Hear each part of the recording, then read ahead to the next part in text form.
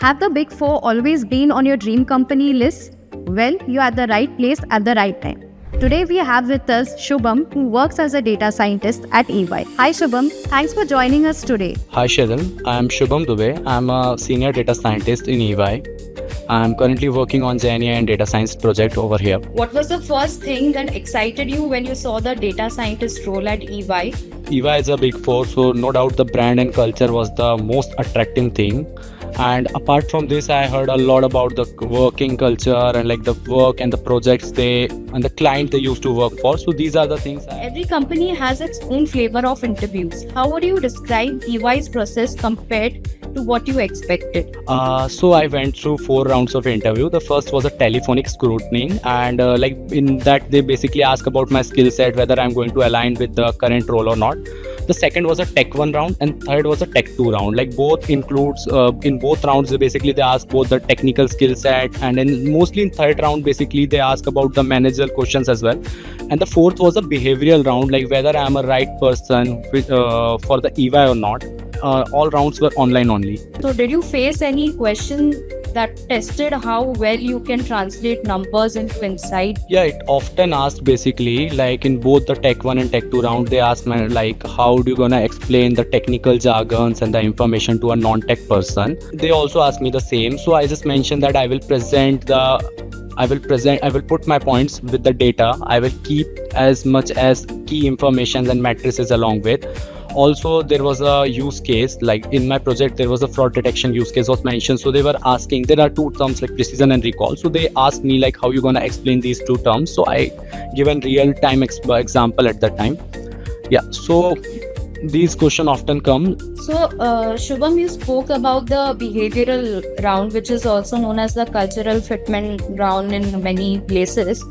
So can you just throw some light on this and tell us? So in EY, the behavioral round is very important. Basically, like it works across multiple regions and cultures. So we must be the person they are hiring must be very much comfortable and respect others as well.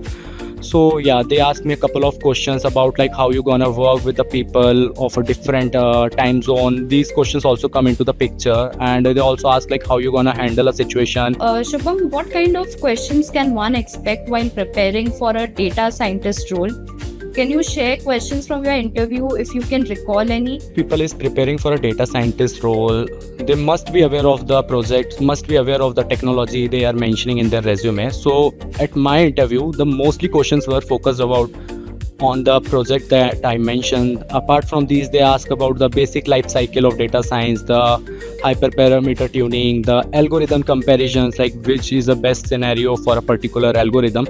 Apart from this, my most of the questions were focused around the SageMaker, like SageMaker Studio. And most of the questions apart from these, like they also ask about the deep learning, the basic of deep learning and machine learning. Looking back, was there a moment in the interview where you thought, yes, I nailed this? What happened there? So in tech 2 round, basically, there was a scenario based question. That scenario was related to a feature store. So at that time, basically, the problem was the feature store in SageMaker that it was immutable. Like you cannot mutate it. You just create it, or you can use it and then dump it. So they asked me the question related to the same, like how you gonna handle it such situation. Then later I explained that when we started working on that, it was immutable. Then SageMaker comes with a update, and it made it feature to be mutable. I share all these things and like how using SDK we handle these things. So this answer made them impressed. If someone's gearing up for EY interviews, what's one underrated skill or habit they should definitely focus on? So it's mostly depend on the skill set, the role set they are preparing for. But I must say that for a technical role, people must be aware of the cloud computing, like it's very trending. Okay, Shubham, is there any certification that you would recommend that people take?